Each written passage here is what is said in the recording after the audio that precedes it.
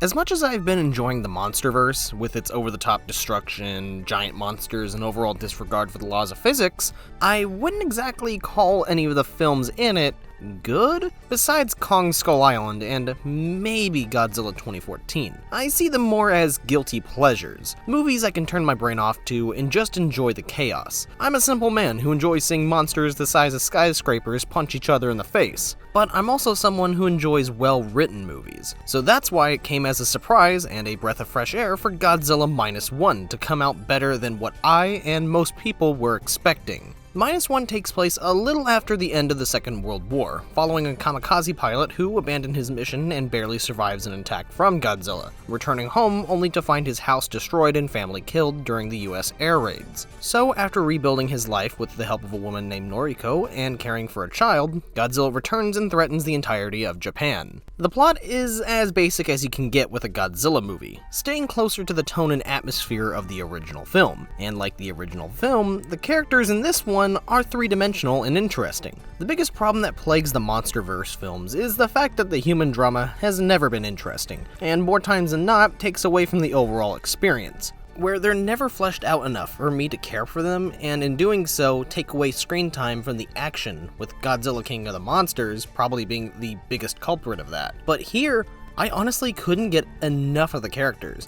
They were all interesting, and the dynamics they had with one another felt real. The main character, Shikishima's development was powerful to watch. Seeing him overcome his survivor's guilt and trying to fight for his will to live, it was all good stuff. Really, the movie is more of a post-war drama than a typical Godzilla movie. And that's not a bad thing at all. Even though Godzilla himself is only in the film for like maybe 30 minutes at best, it felt like the perfect amount of screen time for him. He makes the absolute most out of every moment he's on screen. And when you don't see him, there's this tense feeling of knowing that he's out there and waiting to attack. And the pacing really helps with that, since there are portions of the film that almost lull you into this feeling of safety, just for Godzilla to pop up and total everything. And when I say total everything, I mean everything. There was one scene in particular that truly made my heart sink when it happened, and the build-up and tension to it made it so much more intense. And if you've seen the film, you already know exactly what I'm talking about.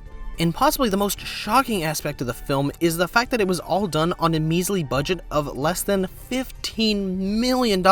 Originally, I had thought it was at least $100 million at best, so finding out this little tidbit was a bit of a shock. In a year full of movies with bloated budgets and laughable CGI, I was not expecting Godzilla of all franchises to blow those out of the water. This and the creator are going to be used as examples of how to utilize movie budgets going forward, especially with this year's numerous box office bombs with budgets over $300 million. Honestly, most of the complaints I have with the film are so minute that they don't detract from the overall experience. While the film looks incredible, especially with its small budget, the CGI at certain points can look a little wonky. Like, if you look at the crowds of people running, you'll notice a couple of them fly across the ground. Nothing super noticeable, but it's clear that there wasn't as much attention on the smaller stuff rather than the bigger stuff. But besides that, the rest of the production value looked amazing. My bigger gripes have more to do with the writing. The child Noriko and Shikishima were raising is kind of forgot about as the events of the film go on. Like, there's personal moments with her and Shikishima here and there, but the movie never really gives them time together. There was a moment where the kid calls him dad, but then Shikishima tells her that he isn't, and then his friends make a fuss about him doing that, and I was expecting a moment towards the end where Shikishima realized how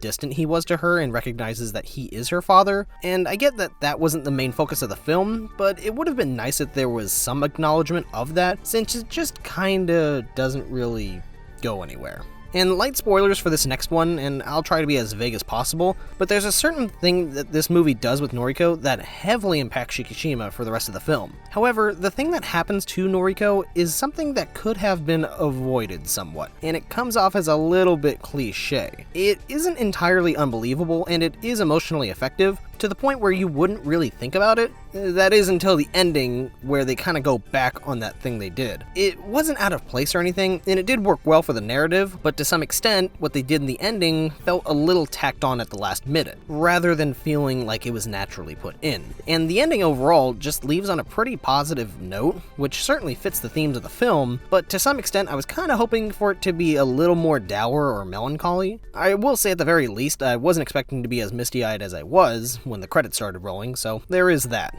Anyways, Godzilla Minus One is terrific, both in terms of it being a kaiju film and a regular film. The themes, the characters, the writing, the destruction, the tension, all of it. It was all amazing. I am extremely happy to see how much success this film has already garnered, with it not only making nearly triple its budget at the box office, but also having its theatrical run in the United States continue longer than it initially was. It's never been a better time to be a Godzilla fan, being able to get both the loud, stupid, and fun MonsterVerse movies, and the more personal, deep, and emotional Toho films. I like the serious and the ridiculous sides of Godzilla, and being able to have both at the same time is honestly perfect. Minus One is a testament to how Godzilla is still able to tell powerful stories even 70 years later. Whether it be a sequel or a new interpretation, I'm interested to see what Toho will do, because if their next project is as good as this, then I am 100% on board for it. But anyways, with nothing else to say, I give Godzilla Minus One